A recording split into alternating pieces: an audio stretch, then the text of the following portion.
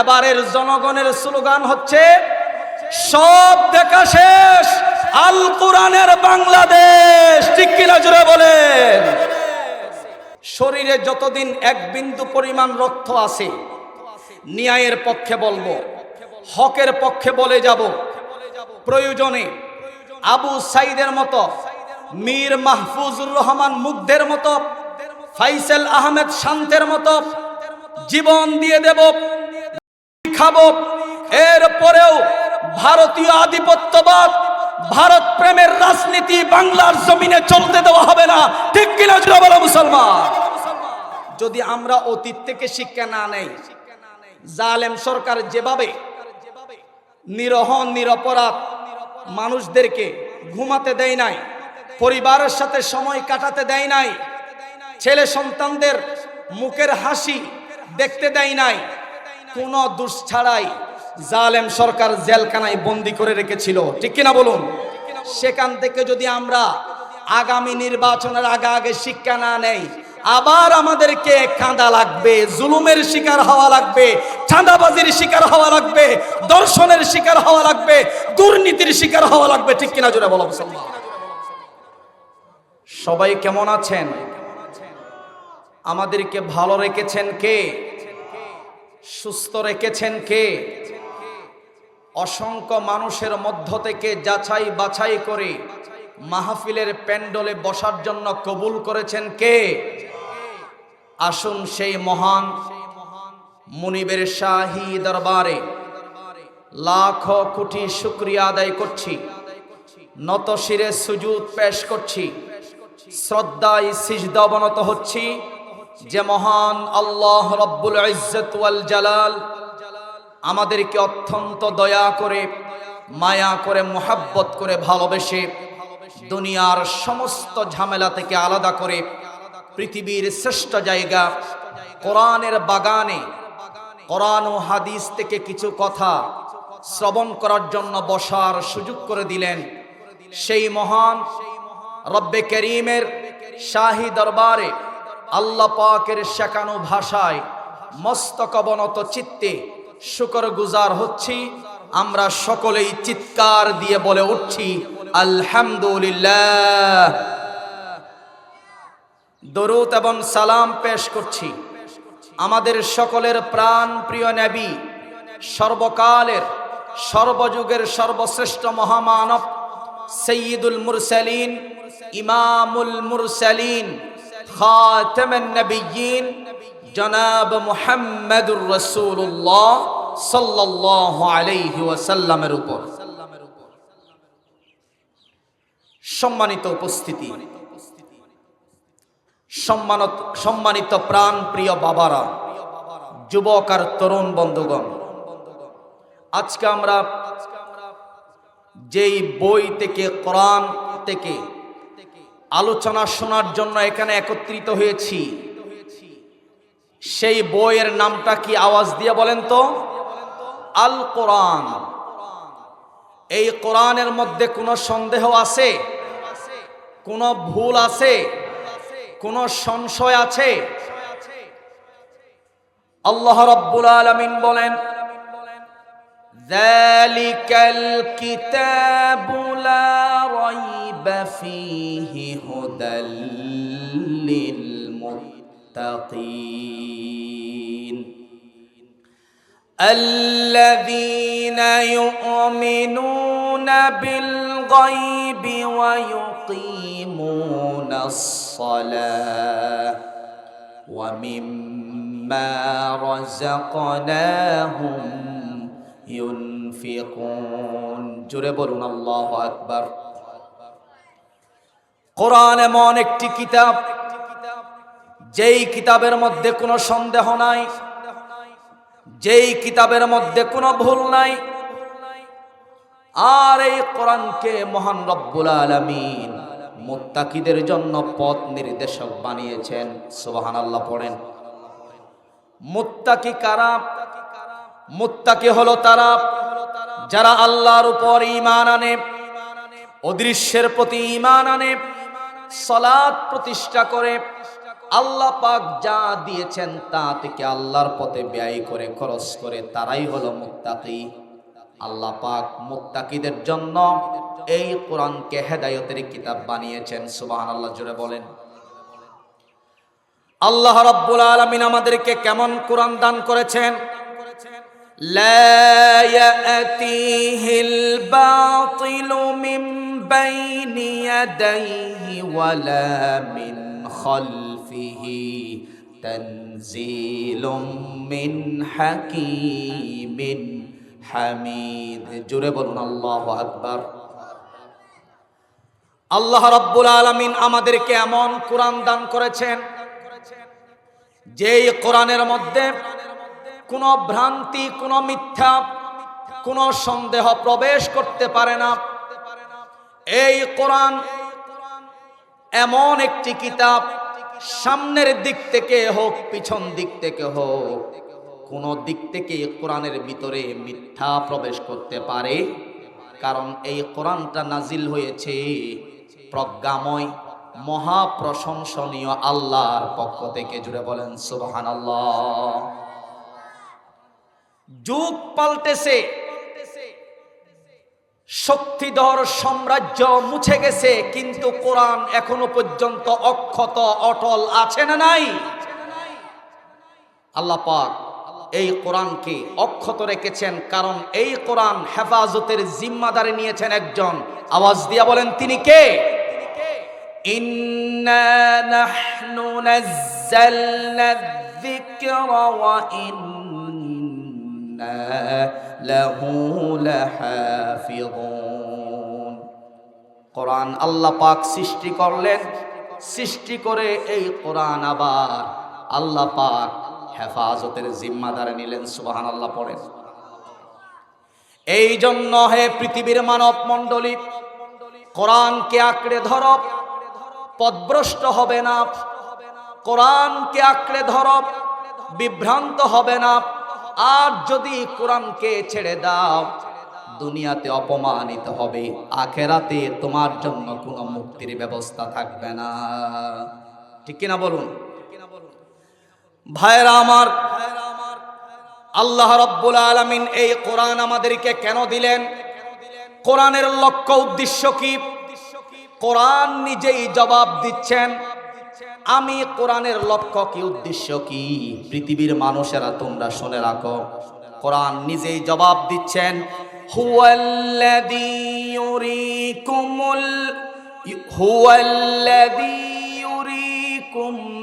আয়াতিহি ওয়া ইউনাজ্জিলু লাকুম মিনাস সামাই রিজকা ওয়া মা ইয়াতাযাক্কারু ইল্লা মান ইউনীব। জুড়ে জুড়ে বলুন আল্লাহু আকবার। এই কোরআনের লক্ষ্য উদ্দেশ্য হলো গোটা মানব জাতিকে আল্লাহর দিকে ফিরে আনা। কোরআনের লক্ষ্য। কোরআন গোটা মানব জাতিকে আহ্বান করে বলে, হে মানব মণ্ডলী, ফিরে আসো তোমার রবের দিকে, ফিরে আসো তোমার রবের দিকে, যিনি তোমাকে সৃষ্টি করলেন তার দিকে তোমরা ফিরে আসো। হে মুসলিম সম্প্রদায়, আর তোমরা আল্লাহর এই কোরআনকে যদি আঁকড়ে ধরো, দুনিয়াতেও সফলতা, আখেরাতেও সফলতা দিয়ে দিবেন। একজন আওয়াজ দিয়া বলেন তিনি কে? ভাইরা আমার, আমরা এই মহাগ্রন্থ, হেদায়েত গ্রন্থ, এই কোরআন থেকে তাফসীর শোনার জন্য এখানে একত্রিত হয়েছি। কথা বলেন ঠিক কিনা? আমরা কোনো বাপ দাদার কিচ্ছা কাহিনী বলার জন্য এখানে একত্রিত হয় নাই। সাপ বিচ্ছুর কিচ্ছা কাহিনী বলার জন্য আমরা এখানে একত্রিত হয় নাই। আমরা এখানে একত্রিত হয়েছি আল্লাহর কোরআন থেকে সঠিক ব্যাখ্যা, বিশ্লেষণ শোনার জন্য। চিল্লায়া বলেন ঠিক কিনা? তবে আল্লাহর কোরআনের সঠিক তাফসীর, ব্যাখ্যা, বিশ্লেষণ বলতে গেলে, শুনতে গেলে এক শ্রেণীর জালেমদের পক্ষ থেকে বাঁধা আছে না নাই? এক শ্রেণীর মুসলমান নামদারি মুনাফিক মার্কা দালালদের পক্ষ থেকে বাঁধা আছে না নাই? এই কোরআনের দল করার কারণে জালেমরা অসংখ্য মর্দে মুজাহিদকে কারারুদ্ধ করেছেন, শহীদ করেছেন। যুগে যুগে ইতিহাস আছে না নাই? বিশ্ববরণ্য মুফাসসিরে কোরআন আল্লামা সাইদি তিনাকে একমাত্র এই কোরআনের তাফসীর, কোরআনের ব্যাখ্যা জাতির কাছে তাফসীর করেছেন বলেই জালেমরা কারারুদ্ধ করে শেষ পর্যন্ত ইনজেকশনের মাধ্যমে শহীদ করেছেন। ঠিক কিনা বলেন? এই কোরআনের দল করার কারণে জালেমরা আব্দুল কাদের মোল্লাকে শহীদ করেছেন। কোরআনের দল করার কারণে জালেমরা মুহাম্মদ কামরুজ্জামানকে শহীদ করেছেন। কোরআনের দল করার কারণে জালেমরা মতিউর রহমান নিজামীকে শহীদ করেছেন। কোরআনের দল করার কারণে জালেমরা আলী হাসান মোহাম্মদ মুজাহিদকে শহীদ করেছেন। কোরআনের দল করার কারণে জালেমরা মীর কাশেম আলী সহ অসংখ্য আলেম উলামা মর্দে মুজাহিদ তৌহিদি জনতাকে কারারুদ্ধ করে শেষ পর্যন্ত শহীদ করেছেন। ঠিক কিনা জুড়ে বলো মুসলমান?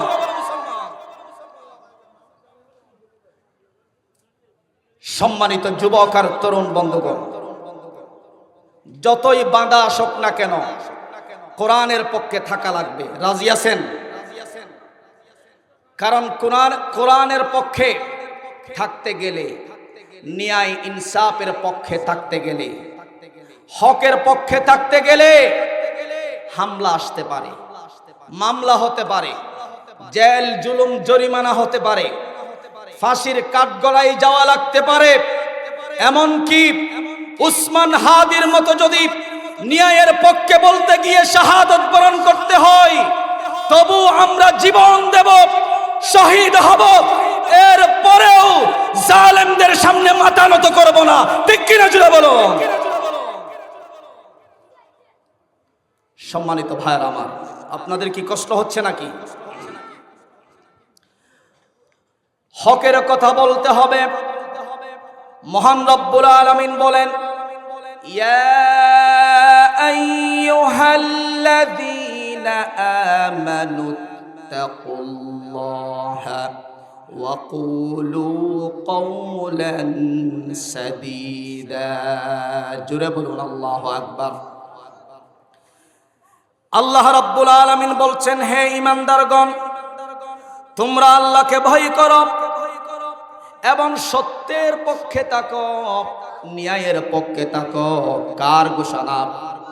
আমরা যদি হকের পক্ষে থাকি, আল্লাহ পাক পরের আয়াতে বলছেন, ইউসলিহ লাকুম আমালাকুম ওয়া ইয়াগফির লাকুম যুনুবাকুম ওয়া মান ইউতি'ইল্লাহ ورسوله فقد فاز فوزا عظيما।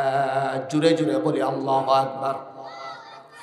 আল্লাহ রাব্বুল আলামিন বললেন, তোমরা যদি ন্যায়ের পক্ষে থাকো, হকের পক্ষে থাকো, তোমাদের কর্মগুলি, তোমাদের আমলগুলি আমি আল্লাহ ত্রুটি মুক্ত করে দেব এবং তোমাদের পাপগুলো মাফ করে দেব। আর যদি তোমরা আল্লাহর রাসূলের আনুগত্য করতে পারো, তোমাদেরকে মহা সফলতা আমি আল্লাহ পাক দিয়ে দেব। কোন সুবহানাল্লাহ। ন্যায়ের পক্ষে থাকলে সফলতা দিবেন কে? আসতে বলবেন না, সফলতা দিবেন কে? আল্লাহ পাক। ভাইরা আমার, আমাদের সবাইকে একদিন এই পৃথিবী থেকে বিদায় নিতে হবে। আমাদের সবাইকে একদিন এই পৃথিবী থেকে মৃত্যুর মাধ্যমে বিদায় নিতে হবে। এর মধ্যে কোনো সন্দেহ আছে নাকি? মরা যেহেতু লাগবে, কোনো সন্দেহ নাই। বিড়ালের মতো 500 বছর বাঁচতে চাই না, শেয়ালের মতো বাঁচতে চাই না, সিংহের মতো গর্জন দিয়ে উসমান হাদির মতো শহীদ হতে চাই। ঠিক কিনা? আমরা শহীদ হতে চাই কি চাই না? আমাকে শহীদ করে সেই মিছিলে শামিল করে নিও,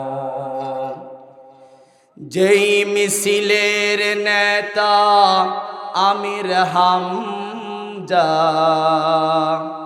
খোবাইবে খাব্বাব আল্লাহর কাছে ছিল অতি প্রিয়, শামিল করে নিও। জুড়ে বলেন আমিন। আমার যুবক আর তরুণ ভাইরা, যতদিন জীবন আছে, শরীরে যতদিন এক বিন্দু পরিমাণ রক্ত আছে, ন্যায়ের পক্ষে বলবো, হকের পক্ষে বলে যাব। প্রয়োজনে আবু সাইদের মতো, মীর মাহফুজুর রহমান মুগ্ধের মতো, ফাইসাল আহমেদ শান্তের মতো জীবন দিয়ে দেব, খাবো। এরপরেও ভারতীয় আধিপত্যবাদ, ভারত প্রেমের রাজনীতি বাংলার জমিনে চলতে দেওয়া হবে না। ঠিক কিনা জোরে বলো মুসলমান ভাইরা আমার। গভীর মনোযোগ দিয়ে কোরআনের কথাগুলি শুনতে হবে, আমলের নিয়তে শুনতে হবে। জীবনকে পরিবর্তন করার লক্ষ্যে আমাদেরকে কোরআন থেকে কথাগুলি শুনতে হবে। রাজি আছেন নাকি? আজকে আমার বিষয়বস্তু হলো আসন্ন ত্রয়োদশ জাতীয় সংসদ নির্বাচনে জাতির অভিভাবক নেতা নির্বাচনের ক্ষেত্রে জনগণের করণীয় কি। বিষয়টা মনে রাখবেন। এক কথায়, নেতা নির্বাচনে জাতির করণীয় কি, জনগণের করণীয় কি। সবাইকে আমার সঙ্গে একটু কথা বলতে হবে। পারা যাবে? বলি ইনশাআল্লাহ। একটা উদাহরণ দিয়ে আমি আমার আলোচনা শুরু করতে চাই। প্রত্যেক পরিবারে, কথাগুলি ভালোভাবে বুঝবেন, প্রত্যেক পরিবারে একজন অভিভাবক থাকেন, প্রধান থাকেন। প্রত্যেক স্কুল, কলেজ, ইউনিভার্সিটি সহ প্রত্যেকটি সেক্টরে এক একজন প্রধান, এক একজন অভিভাবক থাকে কি থাকে না? এখন পরিবারের প্রধান যিনি, অভিভাবক যিনি, তিনি যদি মদকুর হয়, গাঁজাকুর হয়, নেশাকুর হয়, তার দ্বারা পরিবারে শান্তি না অশান্তি? আসতে বলবেন না, শান্তি না অশান্তি? মাদ্রাসার প্রধান, স্কুল, কলেজ, ইউনিভার্সিটি সহ প্রত্যেকটি সেক্টরের প্রধান যিনি, তিনি যদি মাতাল হয়, প্রতিষ্ঠানের জন্য ঝুঁকি আছে না নাই? আসতে বলবেন না, আছে না নাই? এবার শুনেন, সমাজ থেকে শুরু করে সংসদ পর্যন্ত যেই নেতা, যেই অভিভাবক নির্বাচিত করবেন আপনি ভোট দিয়ে, ওই নেতার মধ্যে যদি ইসলামের জ্ঞান না থাকে, কোরআনের জ্ঞান না থাকে, হাদিসের জ্ঞান না থাকে, মানবতার সর্বোচ্চ আদর্শ না থাকে, আল্লাহর কসম ওই সকল নেতার দ্বারা সমাজে আর রাষ্ট্রে শান্তি প্রতিষ্ঠিত হওয়া সম্ভব নয়। ঠিক কিনা জোরে বলুন। আমি কি মিথ্যা বললাম? এই জন্য বাংলাদেশ স্বাধীন হওয়ার পর থেকে নিয়ে 54 বছরের বাংলাদেশে যারাই রাষ্ট্রীয় ক্ষমতায় গিয়েছে, যেই সকল নেতারাই সংসদ পর্যন্ত গিয়েছে স্বাধীন হওয়ার পর থেকে, কোন নেতাই সমাজ আর রাষ্ট্রে শান্তি প্রতিষ্ঠিত করতে পারে নাই। কথা বলুন ঠিক কিনা?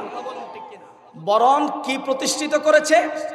আমরা 54 বছরের বাংলাদেশে দেখেছি চোর, ডাকাত, বদমাইশ, সন্ত্রাসী, চাঁদাবাজি, লুটপাট, দর্শনকারী, গুম, খুন, হত্যা মামলা 54 বছরের বাংলাদেশে কম হয়েছে না বেশি হয়েছে? আসতে বলবেন না, কম হয়েছে না বেশি হয়েছে? এই জন্য আসন্ন জাতীয় সংসদ নির্বাচনকে সামনে রেখে এবারের জনগণের স্লোগান হচ্ছে একটাই, বলবো এবারের জনগণের স্লোগান হচ্ছে সব দেখা শেষ, আল কোরআনের বাংলাদেশ। ঠিক কিনা জোরে বলেন ভাইরা আমার। সরাসরি কোরআন থেকে তাফসীর করব, কারো গায়ে লাগলে আমার কোনো দেখার বিষয় নয়। আমি কোনো বাপদাদার কাহিনী বলবো না, সরাসরি কথা বলবো। কোথায় থেকে? আল্লাহর কোরআন থেকে সরাসরি কথা হবে। এই জন্য কষ্ট পাওয়া যাবে না। আল্লাহর কোরআনের কথা মনোযোগ দিয়ে শুনতে হবে। বাস্তব জীবনে প্রত্যেকটি সেক্টরে আমাদেরকে কথাগুলো ফিট করতে হবে। সমাজ থেকে শুরু করে সংসদ পর্যন্ত নেতা বাছাইয়ের ক্ষেত্রে জনগণের 1 নাম্বার করণীয় হলো যোগ্যতা যাচাই করা। বলেন, কি যাচাই করা?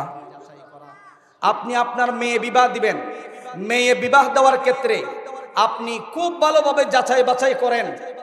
আমার মেয়েকে যার কাছে দিচ্ছি, ছেলেটা গাঁজাখোর কিনা, নেশাখোর কিনা, মদ খায় কিনা, জুয়া খেলে কিনা, দেখি কি দেখি না, ছেলেটা ভালো কিনা, তার আদর্শ ভালো কিনা, ছেলেটার মা বাবা ভালো কিনা, গোষ্ঠী ভালো কিনা, সবগুলো যাচাই বাছাই করে আমি আমার মেয়েটাকে ওই ঘরের মধ্যে তুলে দেই। ঠিক কিনা বলুন? বউ আনার ক্ষেত্রেও একই, অনেক কিছু যাচাই বাছাই করি। ভাইয়েরা আমার, একজন সমাজের নেতা নির্বাচন করবেন, একজন উপজেলার নেতা নির্বাচন করবেন, একজন সংসদের নেতা নির্বাচন করবেন, দায়িত্ব ছোট না বড়? এখানে যাচাই বাছাই কম করতে হবে না বেশি করতে হবে? মনে থাকবে। এই জন্য সমাজ থেকে শুরু করে সংসদ পর্যন্ত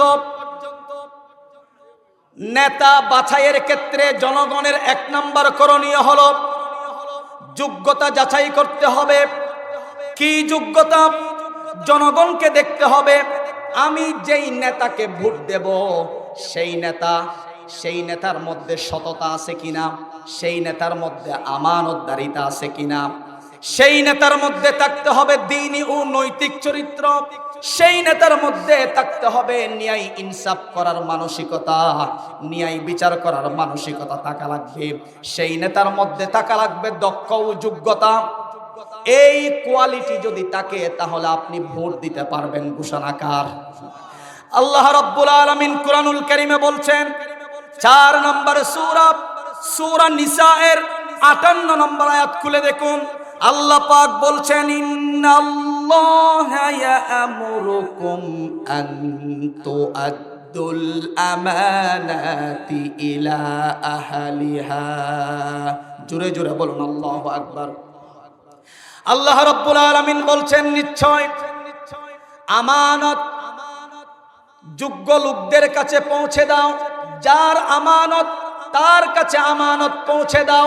ঘোষণাকার আল্লাহ বলছেন, এমন নেতা তোমরা বাছাই করো যেই নেতা জনগণের আমানত যথাযথভাবে পরিপূর্ণভাবে জনগণের হাতে পৌঁছিয়ে দিবে, এমন নেতা তোমরা বাছাই করো। ঘোষণাকার আওয়াজ দিয়ে বলুন, ঘোষণাকার। রাসূল বলছেন, ইদা দুইয়াতিল আমানাতু ফান্তাজিরিস সাআহ। কিয়ামতের পূর্বে যখন তোমরা দেখবে আমানতের খেয়ানত দিন দিন বেড়ে যাচ্ছে, তোমরা বুঝে নাও, ধরে নাও কিয়ামত আর বেশি দেরি নাই। সাহাবীরা প্রশ্ন করলেন, হুজুর আমানতের খেয়ানত কিভাবে হবে? তখন রাসূল বলছেন, যেই লোক যেই চেয়ারে বসার যোগ্যতা রাখে না, ওই লোক যদি ওই চেয়ারের মধ্যে বসে যায় তাইলে বুঝবা আমানতের খেয়ানত। ঠিক কিনা জোরে বলুন। বক্তা হওয়ার যোগ্য নাই, বক্তার চেয়ারে যদি এসে বসে যায় এটাই আমানতের খেয়ানত। ইমামতি করার যোগ্যতা নাই, মসজিদে গিয়ে যদি জায়নামাজের মুসল্লায় দাঁড়িয়ে যায় এটাই আমানতের খেয়ানত। চেয়ারম্যান হওয়ার যোগ্যতা নাই, মন্ত্রী হওয়ার যোগ্যতা নাই, এমপি হওয়ার যোগ্যতা নাই, তারা যদি ওই পদের মধ্যে বসে যায়, দাঁড়িয়ে যায়, এটাই কিয়ামতের আলামত, এটাই আমানতের খেয়ানত। বলছেন মুহাম্মদ সাল্লাল্লাহু ওয়া কানা জাঈমুল কওমি আরজালাহুম। রাসূল বলছেন, কিয়ামতের আগে সমাজের সব চোর, ডাকাত, বদমাইশ, দর্শনকারী, চাঁদাবাজ, লুটপাট সবাই সমাজের নেতা হবে। মসজিদের সভাপতি ঘুষ খায়, আছে না নাই? সেক্রেটারি সুদ খায়, আর ক্যাশিয়ার বিড়ি টানে। বিড়ি কি টানে? আছে না নাই? এগুলো রসুলের কথা, রসুল বলে দিয়ে গেছেন, যা যা বলছেন তা তা এখন দেখা যাচ্ছে। কথা বলুন ঠিক কিনা? আমানতের খেয়ানত নেতারা বেশি করে, আমানতের খেয়ানত করে বেশিরভাগ নেতা, অজ্ঞ নেতা, জাহেল নেতারা। বরাদ্দ হয়েছে জনগণের জন্য 10 কোটি, নেতা কাজ করে 2 কোটি, আর 8 কোটি গেল কই? পেটের মধ্যে ঢুকাইছে। কথা বলেন ঠিক কিনা? জনগণের আমানত 10 কোটি বরাদ্দ, 2 কোটির কাজ হয়েছে, আর 8 কোটি গেল কোথায়? এগুলো তো জনগণের আমানত। আর আল্লাহ কোরআনে বলছেন আমানত পৌঁছিয়ে দাও, 1 টাকাও যেন আমানত কারো খেয়ানত না হয়, এরকম নেতা বাছাই করো। আর আমরা যদি জনগণের আমানত খেয়ে শেষ করে ফেলে এরকম নেতা যদি আমরা নির্বাচন করি, তাহলে কোরআনের খেলাফ হবে, আল্লাহর ভাষার খেলাফ হবে। কথা বলেন ঠিক কিনা? এমন নেতা আছে রড পর্যন্ত খেয়ে ফেলে,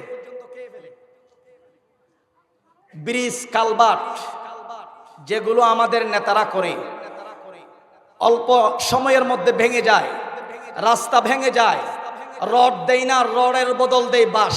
আছে না নাই? আসতে বলবেন না, আছে না নাই?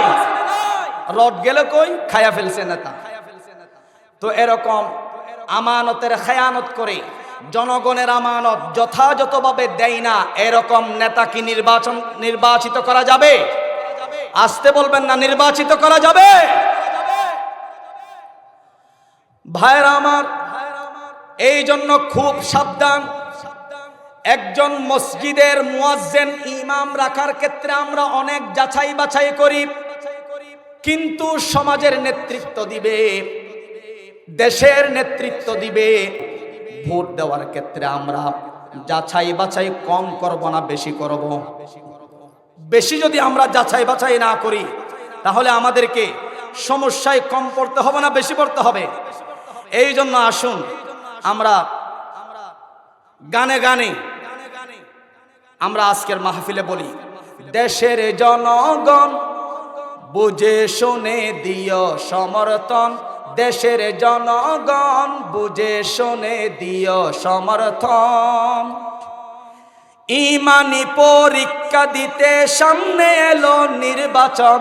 ঠিক কিনা? নির্বাচন সামনে না? কয় তারিখ? মাশাআল্লাহ, আপনাদের তো মনে আছে।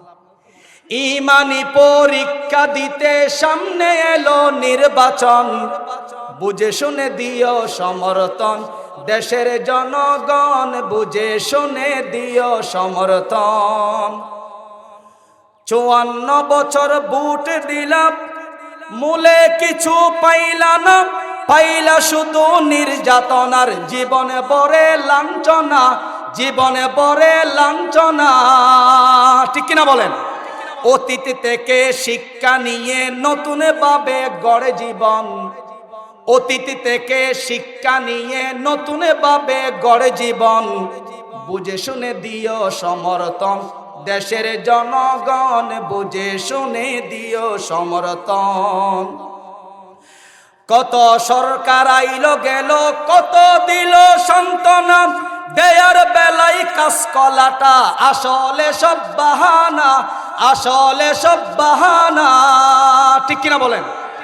নির্বাচন আসলে বলে প্রাইমারি স্কুল করে দেব, মসজিদ বানিয়ে দেব, টাইলস দিয়ে দিব, টিন দিয়ে দিব, রাস্তাঘাট ফাঁকা করে দেব, দেশটারে সিঙ্গাপুর বানিয়ে দেব, প্রতি ঘরে ঘরে চাকরি দিব।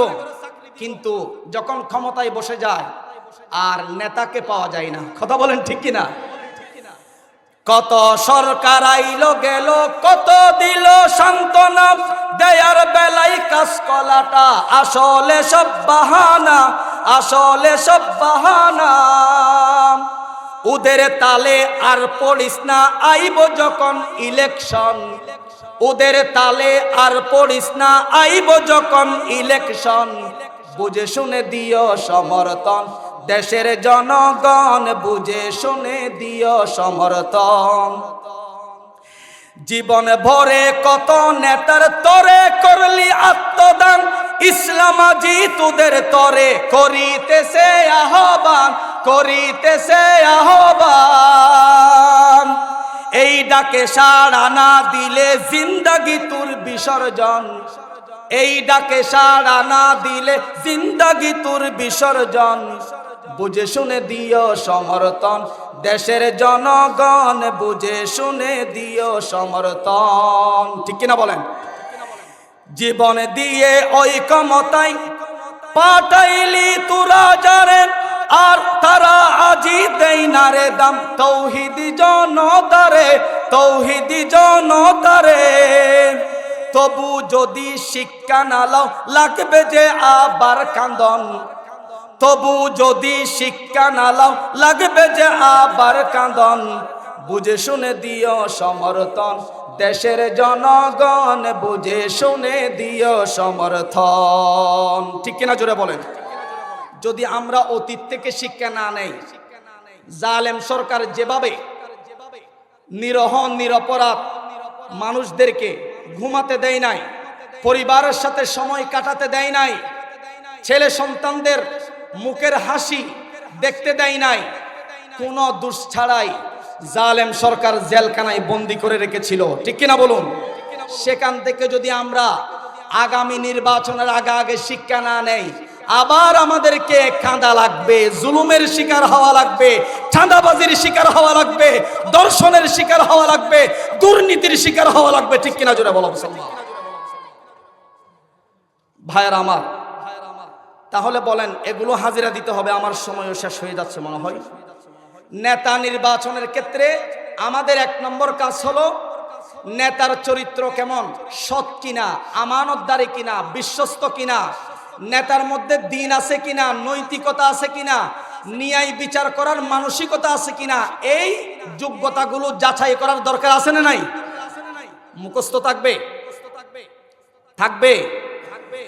নাম্বার 2, 2 নম্বর জনগণের করণীয় হলো নেতা বাছাইয়ের ক্ষেত্রে ভোট দেওয়ার আগে 2 নম্বর জনগণের করণীয় হলো আমাদেরকে দেখতে হবে যেই নেতাকে আমরা ভোট দেব সেই নেতার অন্তরে আল্লাহর ভয় আছে কিনা, তাকওয়া আছে কিনা, নৈতিকতা আছে কিনা, আমাদেরকে দেখতে হবে।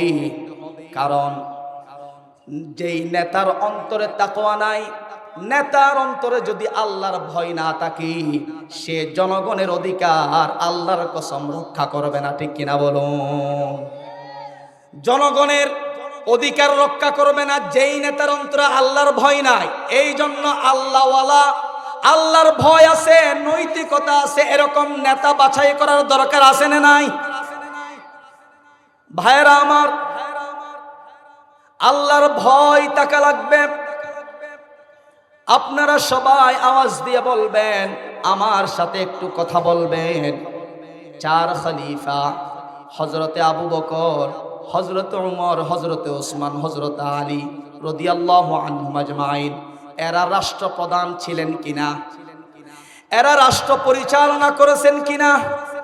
আহা, হযরতে উমর, হযরতে আবু বকর এরা অর্ধ পৃথিবীর শাসনকর্তা ছিলেন, অর্ধ পৃথিবীর বাদশা ছিলেন, পরিচালনা করেছিলেন। চিল্লে আবার আল্লাহু আকবার।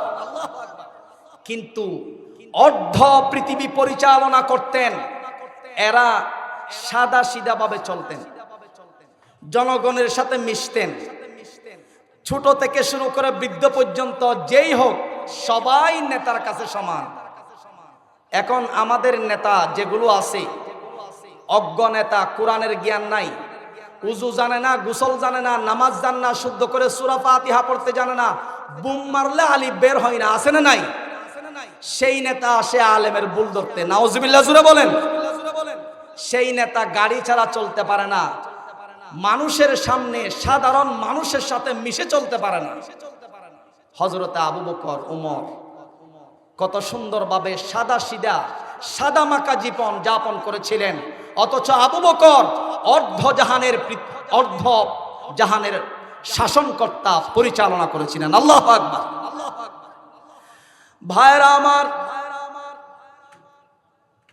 শিক্ষণীয় একটি ঘটনা আপনাদেরকে শোনাই। এদিক সেদিক থাকানো যাবে না, কোনো কথা নাই, মনোযোগ দিয়ে শুনেন। হযরতে আবু বকর যখন রাষ্ট্রপ্রধান ছিলেন, ফজরের নামাজের পরে সাইয়্যিদুনা আবু বকর কিছুক্ষণ জিকির আজকার করতেন, ইবাদত বান্দাগি করে আসতেন। রাষ্ট্রীয় ক্ষমতায় যখন গেলেন আবু বকর, কিছুদিন যাওয়ার পর ফজরের নামাজ পড়া মাত্রই চলে আসে।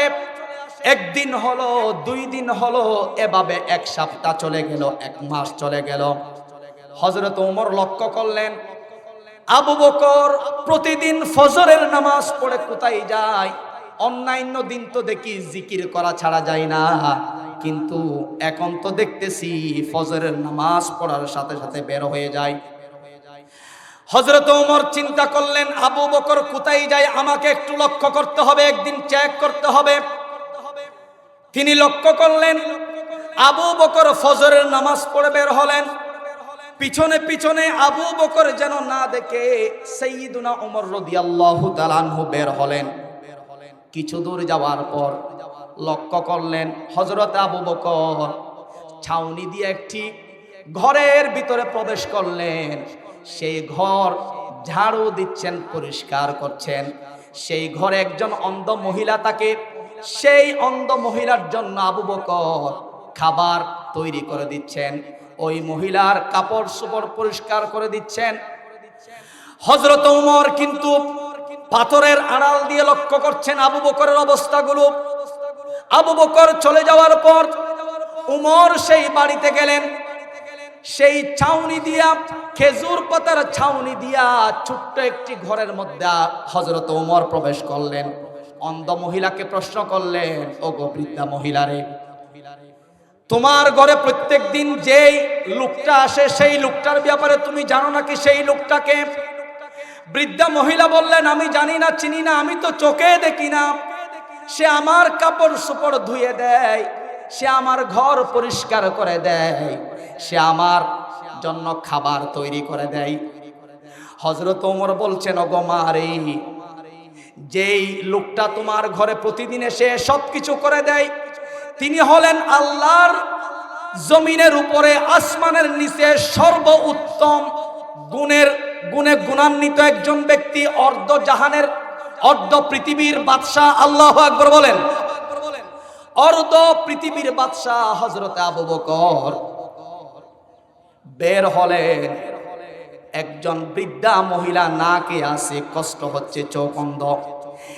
এগুলো কেন করলেন ভাইরা আমার? এবার খেয়াল করেন, আবু বকর চোখের পানি ছেড়ে দিয়ে বলছেন, ওগো আল্লাহ, আমি আবু বকর তো অর্ধ জাহানের বাদশাহ, কিন্তু আমার এরিয়ার ভিতরে একজন বৃদ্ধা মহিলা নাকে আছে, তার মুখে খাবার তুলে দিতে গিয়ে আমি আবু বকরের দেরি হয়ে গেছে। ওগো আল্লাহ, তোমার কাছে মাপ চাই। আল্লাহু আকবার বলেন। কিরকম নেতা দেখেন হযরত ওমর রাদিয়াল্লাহু তাআলা আনহু, গরম না নরম? আওয়াজ দিয়ে বলেন, ওমর গরম না নরম? যেই পথ দিয়ে ওমর হাঁটতেন ওই পথ দিয়ে শয়তান যেতেন না, ওমর আসতেছে। আল্লাহু আকবার চিল্লায়া বলেন। ওমর রাদিয়াল্লাহু তাআলা আনহু গোটা পৃথিবীর মালিক, গোটা পৃথিবীর নেতা।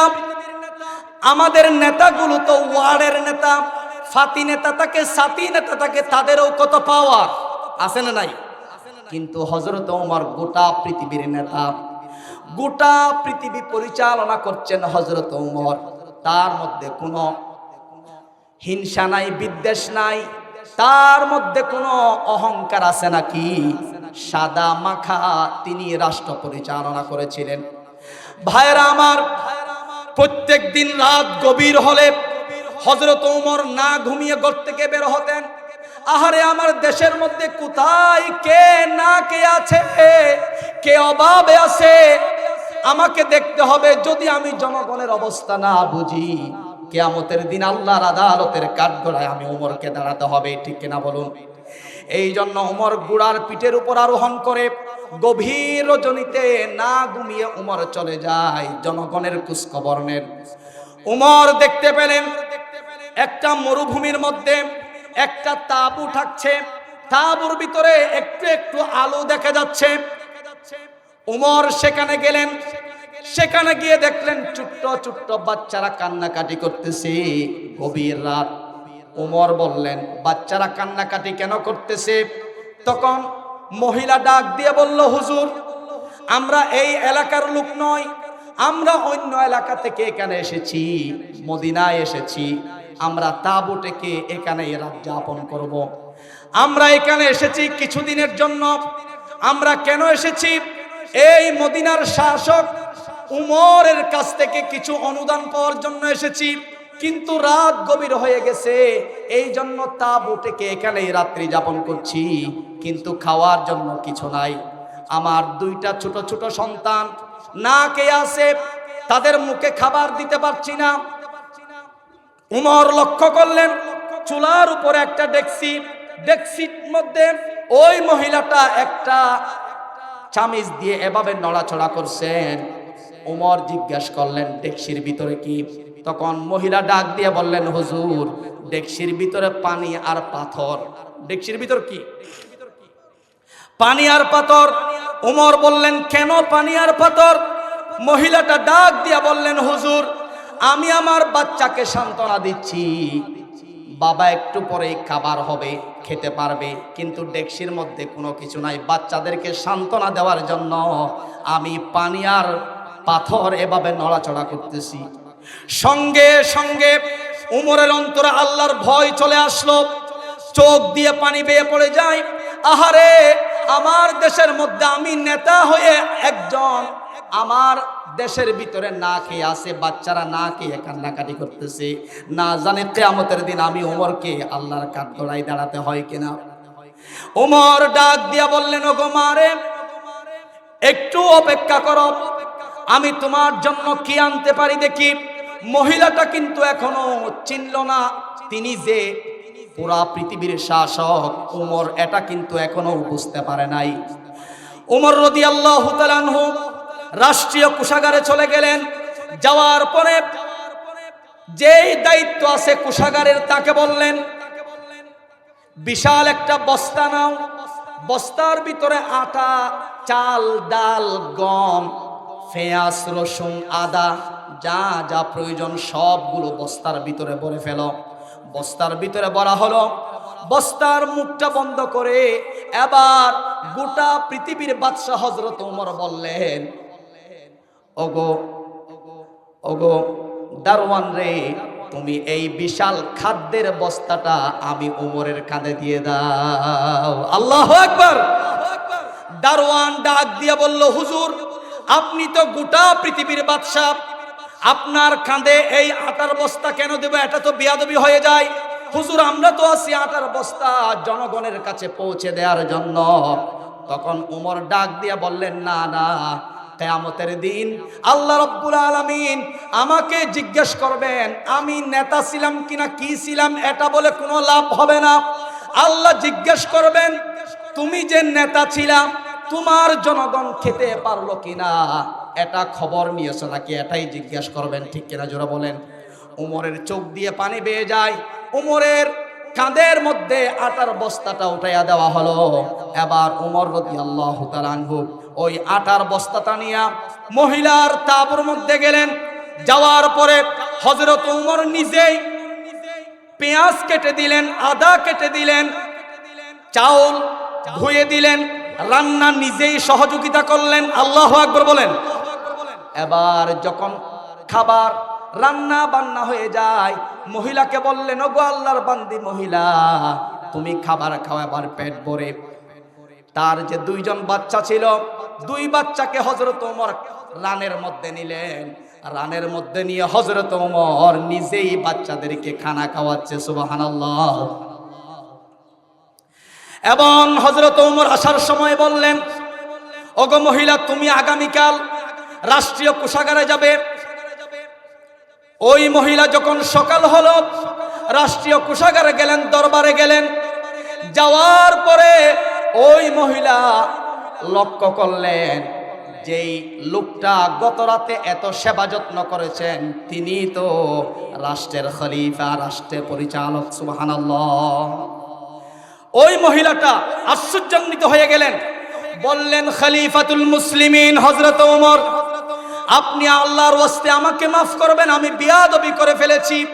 হযরত ওমর বললেন, না না, আমি হলাম দেশের নেতা, তোমাকে যে খাবার পৌঁছাতে আমি নেতার রাষ্ট্রীয় দায়িত্ব নেওয়ার পর আমার দেরি হয়ে গেছে, এই জন্য কিয়ামতের দিন আল্লাহর কাঠগড়ায় যেন আমাকে না দাঁড়াইতে হয়, তুমি আমাকে মাফ করে দাও। আল্লাহু আকবার, জোরে বলুন। এর নামই হচ্ছে নেতা, ঠিক কিনা বলুন? নেতা খেতে পারে না, নিজে না খেয়ে জনগণের মুখে খাবার পৌঁছায়া দেয়। আচ্ছা বলেন তো, এরকম নেতা কি এখন আমাদের দেশে আছে? কিছুদিন আগে যারা দেশের দায়িত্ব নিল, জালেম সরকার পালানোর পর থেকে যারাই দেশের দায়িত্ব নিয়েছে, 3 মাসে বিল আসছে 84 কোটি টাকা। যারা দেশের দায়িত্ব নিয়েছে তাদের 3 মাসের বিল কত? 84 কোটি টাকা। তো এগুলো তাদের বাপদাদার টাকা নাকি জনগণের টাকা? কিন্তু দেখেন নেতা কারে কয়? হযরত ওমর, হযরত আবু বকর। এদের জীবনী থেকে শিক্ষা নেওয়া লাগবে। এরকম দক্ষ, যোগ্য, আমানতদারিতা, বিশ্বস্ততা, নীতি, নৈতিকতা, আদর্শবান নেতা তৈরি করেছিলেন মুহাম্মদুর রাসূলুল্লাহ সাল্লাল্লাহু আলাইহি ওয়াসাল্লাম। ভাইরা আমার, এবার সবাই হাজিরা দেন। মনে আছে কিনা জানি না আপনাদের, যাকে আমরা ভোট দেব, যেই নেতাকে আমরা ভোট দেব, ওই নেতার মধ্যে 1 নাম্বার কোয়ালিটি কি থাকা লাগবে? সততা, আমানতদারিতা, বিশ্বস্ততা থাকা লাগবে। 2 নাম্বার বলছিলাম, আল্লাহর ভয় আছে কিনা দেখতে হবে নেতার অন্তরে। যদি আল্লাহর ভয় না থাকে, সে জনগণের টাকা দুর্নীতি করবে, জনগণের অধিকার সে ধ্বংস করবে। নাম্বারে 3, আপনাদের কি কষ্ট হচ্ছে? পয়েন্ট সবগুলো বলতে পারে কিনা জানি না, সময় একেবারে কম। নাম্বারে 3, নেতা নির্বাচনের ক্ষেত্রে আমাদের 3 নাম্বার করণীয় হলো, নেতা ঘুষখোর কিনা, সুদখোর কিনা, জুলুমবাজ কিনা, দুর্নীতিবাজ কিনা, চাঁদাবাজ কিনা, জনগণের হক নষ্ট করে কিনা আমাদেরকে দেখতে হবে। ঘোষণাকা। আর আপনি জানেন জুলুমবাজ নেতা, জানার পরেও যদি আপনি তাকে ভোট দেন, আপনি অপরাধীর কাতারে দাঁড়িয়ে যাবেন। আপনি তাকে গুনাহের কাজে সহযোগিতা করলেন। যেই নেতা চাঁদাবাজ, তাকে ভোট দিয়ে নির্বাচিত করা মানে চাঁদাবাজকে আপনি সহযোগিতা করলেন, ঠিক কিনা বলেন? গুনাহের কাজে সহযোগিতা করলেন। অথচ আল্লাহ পাক কোরআনে কি বলছেন শুনুন। কোরআনুল কারীমের ভিতরে 5 নাম্বার সূরা, সূরাতুল মাইদার 2 নাম্বার আয়াতের শেষ অংশে আল্লাহ তাআলা বলছেন, ওয়া তাআওয়ানু আলাল বিররি ওয়াত তাকওয়া ওয়া লা তাআওয়ানু আলাল ইসমি ওয়াল উদওয়ান। আল্লাহ বলছেন, তোমরা ভোট দিবে এমন নেতাকে, যেই নেতা ভালো ভালো কাজগুলি সমাজে, রাষ্ট্রে প্রতিষ্ঠা করে, সওয়াবের কাজ করে, গুনাহের কাজে তোমরা একে অপরকে সহযোগিতা করো না। তার মানে যেই নেতা দুর্নীতি করে তাকে যদি আপনি ভোট দেন, আপনি গুনাহের কাজে, পাপের কাজে তাকে ভোট দিয়ে সহযোগিতা করলেন। এই জন্য আপনি অপরাধী, আল্লাহর কাঠগড়ায় আপনি সীমা লঙ্ঘনকারীদের অন্তর্ভুক্ত হয়ে যাবেন। নাউজুবিল্লাহ, জোরে বলেন। এবার নাম্বার 4, 4 নাম্বার, নেতা নির্বাচনের ক্ষেত্রে আমাদের করণীয় হলো, সত্য জেনে বুঝে ভোট দিতে হবে। সত্য জেনে বুঝে, সত্য জেনে বুঝে ভোট দিতে হবে। মিথ্যা প্রচারণা করা যাবে না, মিথ্যা প্রচারণায় কান দেওয়া যাবে না। যারা অশ্লীল কথা বলে, যারা মিথ্যা কথা প্রচার করে, তাদের সেই কথায় কান দেওয়া যাবে না। আল্লাহ রাব্বুল আলামিন কোরআনুল কারীমে বলছেন, ইয়া আইয়ুহাল্লাযীনা আমানু ইন জাআকুম ফাসিকুম বিনাবাইন ফাতাবায়ানু। জোরে বলুন আল্লাহু আকবার। আল্লাহ রাব্বুল আলামিন বলছেন, হে ঈমানদারগণ, তোমাদের কাছে যখন কোনো ফাসিক সংবাদ নিয়ে আসে, যেমন ভোটের সংবাদ হতে পারে, কেউ যদি এসে বলে অমুক ইসলামিক দল দর্শন করেছে, তখন আপনি সাথে সাথে বিশ্বাস করতে পারবেন না। আপনাকে যাচাই করতে হবে, বাছাই করতে হবে। হয়তো ভোটকে বানচাল করার জন্য আপনার কাছে এসে ইসলামিক দলের বিরোধিতা করতে পারে, বামপন্থীরা, চাঁদাবাজরা, কিন্তু আপনাকে তার কথা শুনেই আপনি ওই কথাটা বিশ্বাস করতে পারবেন না। আল্লাহ পাক কোরআনে বলছেন, যাচাই করো। কোন ফাসিক যখন কোন সংবাদ নিয়ে আসে, আমাকে সাথে সাথেই বিশ্বাস করতে হবে না, আমাকে যাচাই করতে হবে কথাটা সঠিক কিনা। ঠিক কিনা জোরে বলুন। ইসলামিক দলের একজন নেতা চট্টগ্রাম থেকে আসতেছে, তো দুই একজনে ফেসবুকে স্ট্যাটাস দিতে হদে ইতার গাড়ির মধ্যে গুলি ভাগিয়ে কি ভাগিয়ে ওয়া, তো ফরদে হাজার দেড় গুলি তুলি কিছু নাই, কি নাই গুলি তুলি কিছু নাই, তো বুটরে বানচাল করি বললাই।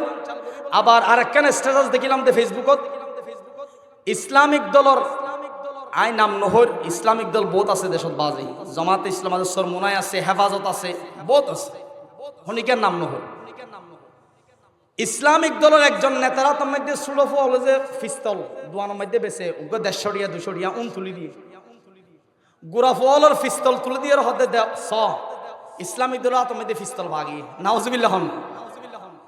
তো ফাসেক যারা ভোটকে বানচাল করার জন্য মিথ্যা স্ট্যাটাস দিতে পারে, মিথ্যা খবর আপনার কাছে নিয়ে আসতে পারে, কিন্তু আপনি যদি মুমিন হয়ে থাকেন ওই সংবাদটা যাচাই বাছাই করে আপনাকে কাজ করতে হবে। ঠিক কিনা জোরে বলো মুসলমান, বিশ্বাস করা যাবে না।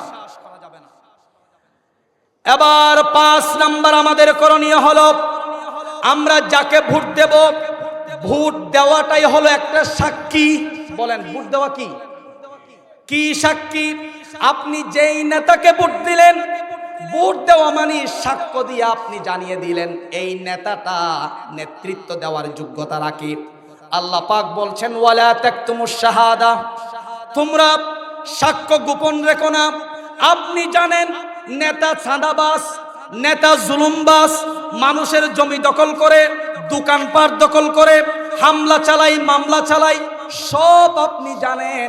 জানার পরেও আপনি যে সাক্ষ্য দিলেন ভোট দিয়ে, সাক্ষ্যটা হয়ে যাবে আপনার মিথ্যা সাক্ষ্য। আল্লাহর দরবারে আপনি অপরাধী হয়ে যাবেন। নাউজুবিল্লাহ। যেই নেতা আপনি নির্বাচন করবেন, আপনার জানা আছে তার দুর্নীতির মামলার ইতিহাস আছে, তার চাঁদাবাজের মামলার পুরানো ইতিহাস আছে। আপনি জানার পরেও যদি ভোট দেন, আল্লাহর কাঠগড়ায় আপনি হয়ে যাবেন একজন আসামি। নাউজুবিল্লাহ জুড়ে বলে। ভাইরা আমার, 6 নাম্বার, নেতা বাছাইয়ের ক্ষেত্রে আমাদেরকে কোরআন শিখায়, যেই নেতা আদল, ইনসাফ, ন্যায় বিচার প্রতিষ্ঠা করবে, সেই নেতাকে তোমরা ভোট দাও, সেই নেতাকে ক্ষমতায় আনো। আপনারা আমার কথা বুঝে থাকলে জবাব দিবেন। বাংলাদেশ স্বাধীন হওয়ার পর থেকে 54 বছরের এই বাংলাদেশে যত মানুষ হত্যা হয়েছে, খুন হয়েছে, গুম হয়েছে, অসংখ্য মানুষ দিন দুপুরে জবাই করা হয়েছে, এখনো পর্যন্ত কারো বিচার হয়েছে নাকি? দীর্ঘ 17 বছর জালেমদের শাসনামলে কত ইসলামিক দলের নেতাদেরকে ফাঁসি দেওয়া হয়েছে, কত মায়ের বুক খালি করা হয়েছে। ঠিক কিনা জোরে বলুন। কত সন্তানদেরকে এতিম বানানো হয়েছে, এখনো পর্যন্ত বিচার বাংলার জমিনে হয়েছে নাকি? সুতরাং উসমান হাদি যে শহীদ হলো, গুলি করা হলো, তার বিচার হয় নাই। জুলাই যোদ্ধা যারা ছিল, যারা শহীদ হয়েছেন, তাদের বিচার হয়েছে নাকি? বাংলার জমিনে কোনো কিছুর বিচার নাই। কেন বিচার নাই?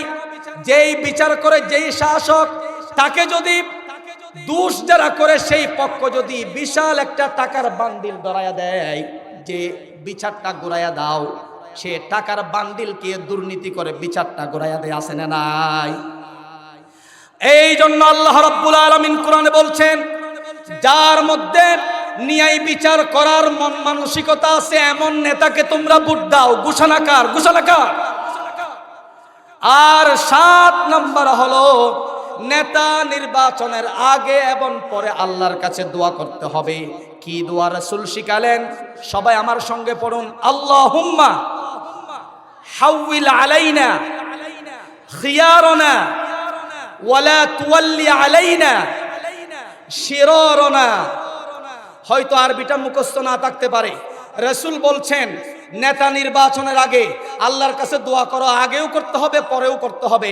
হে আল্লাহ, বলেন হে আল্লাহ, আমাদের মধ্য থেকে এমন নেতা নির্বাচন করুন যে জনগণের কল্যাণে এগিয়ে আসে, যে খারাপ চরিত্রের অধিকারী এমন লোক আমাদের নেতা বানায়েন না।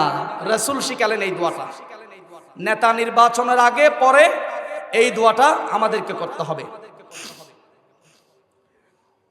ভাইরা আমার, বলছিলাম নেতা নির্বাচনের জন্য আমরা জনগণ, আমরাই তো ভোট দেব, ঠিক কিনা? তো ভোট দেওয়ার ক্ষেত্রে কোরআন আমাদেরকে কি শিখায় জানতে হবে না? জনগণের 7টি কথা বললাম, আমাদের 7টি করণীয়। কয়টি করণীয়? মুখস্থ থাকার জন্য আমি আবার সংক্ষেপে বলছি। 1 নম্বরে আমাদেরকে দেখতে হবে নেতা সৎ কিনা, আমানতদারিতা কিনা। 2 নম্বরে দেখতে হবে নেতার অন্তরে তাকওয়া আল্লাহর ভয় আছে কিনা। 3 নম্বরে দেখতে হবে নেতা ঘুষখোর কিনা, চাঁদাবাজ কিনা, দুর্নীতিবাজ কিনা। 4 নম্বরে দেখতে হবে হক জেনে বুঝে ভোট দেওয়া। 5 নম্বরে আমরা যে ভোট দেব, ভোট এটা একটা সাক্ষ্য, চিন্তা ফিকির করে ভোট দেওয়া, কোথায় ভোট দিচ্ছি। 4 নম্বর আমাদের করণীয় ন্যায় ইনসাফ অনুযায়ী বিচার ব্যবস্থা কায়েম করে এরকম নেতাদেরকে ভোট দেওয়া। 7 নম্বর ভোট দেওয়ার আগে পরে কার দরবারে দোয়া করা? আল্লাহর দরবারে। আমাদের দেশে অনেকেই ভোট বিক্রি হয় টাকার বিনিময়ে, আছে না নাই? যে একটা ভোট যত টাকা লাগে দেব, কিন্তু ভোটটা অমুক মার্কাই দিয়ে দেব, এরকম কিছু ডাকাত আমাদের দেশে আছে না নাই? ভোটটা তো পবিত্র একটি জিনিস, আমানত, ইমানি পরীক্ষাটা। আপনি আপনার ভোট টাকা দিয়ে কিনলেন মানে আপনি আপনার নিজের ইমান বিক্রি করলেন। নাউজুবিল্লাহ জুড়ে বলেন। ভাইয়েরা আমার, সময় শেষ হয়েছে, আজানের সময় হয়ে যাবে এখন। দল ক্ষমতায় আসে, ইসলামিক দলেরও কাজ 7টি। কয়টি? আওয়াজ দিয়ে বলেন কয়টি? 1 নম্বর হলো ইসলামিক দল ক্ষমতায় আসলে তারা আল্লাহর বিধান অনুযায়ী রাষ্ট্র ব্যবস্থা পরিচালনা করবে। 2 নম্বর হলো ইনসাফ ও ন্যায় বিচার প্রতিষ্ঠা করবে। 3 নম্বর হলো আমানতদারিতা ও বিশ্বস্ততার সাথে দেশটাকে পরিচালনা করবে। 4 নম্বর দুর্নীতি, ঘুষ, জুলুম বন্ধ করবে। 5 নম্বর হলো গরিব, দুর্বল ও সংখ্যালঘুদের অধিকার রক্ষা করবে। 6 নম্বর হলো সমাজ সংস্কার করবে। 7 নম্বর আল্লাহর ভয় নিয়ে রাষ্ট্রকে পরিচালনা করবে। সংক্ষেপে পয়েন্টগুলো বলে দিলাম। ইসলামিক দল ক্ষমতায় গেলে আল্লাহর ভয় নিয়ে রাষ্ট্রটাকে পরিচালনা করবে, কারণ আল্লাহর কাছে কিয়ামতের দিন সব কিছুর জবাবদিহিতা করতে হবে, কি হবে না? অবশ্যই জবাবদিহিতা করতে হবে। আলা কুল্লুকুম রাইন ওয়া কুল্লুকুম মাসউলুন আন রাইয়াতিহি। আমাদের প্রত্যেককে আল্লাহর কাঠগড়ায় দাঁড়াতে হবে। আপনি পরিবারের প্রধান, পরিবার কিভাবে চালিয়েছেন জবাব দেওয়া লাগবে। আপনি সমাজের প্রধান, সমাজ কিভাবে চালিয়েছেন জবাব দেওয়া লাগবে। আপনি উপজেলার প্রধান, জেলা পর্যায়ের প্রধান, দেশের প্রধান, কিভাবে পরিচালনা করেছেন আল্লাহর কাঠগড়ায় জবাব দিতে হবে, কি হবে না? আমার ভাইয়েরা, একটা কথা বলেই শেষ করতে চাই। একটা কথা বলেই আমি আমার আলোচনা শেষ করতে চাই। আগামীর বাংলাদেশে ইনসাফ প্রতিষ্ঠা হোক, এটা আপনারা চান কি চান না? আগামীর বাংলাদেশে আল্লাহর কোরআনের আইন প্রতিষ্ঠা হোক, আপনারা চান কি চান না? ভারতের দাসত্ব থেকে আপনারা মুক্ত পেতে চান কি চান না?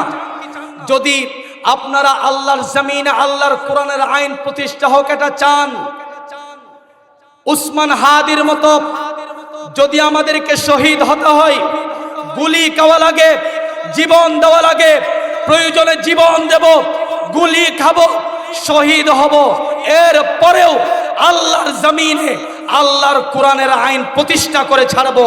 কারা কারা রাজি আছেন? দুহাত তুলে আল্লাহকে দেখান।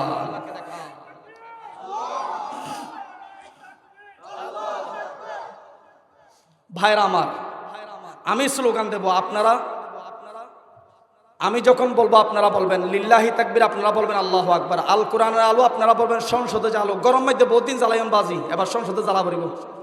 কোরআন এবার হরে জ্বালা ভরিব, ইসলাম হরে জ্বালা ভরিব।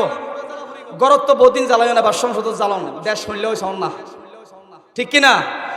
এই জন্য আল কোরআনের আলো গড়ে গড়ে নয়, বলতে হবে সংসদে যা আলো। যখন বলবো দিল্লি না ঢাকা, আপনারা বলবেন ঢাকা নাকি দিল্লি। যখন বলবো আজাদি না গোলামি, আপনারা কি বলবেন?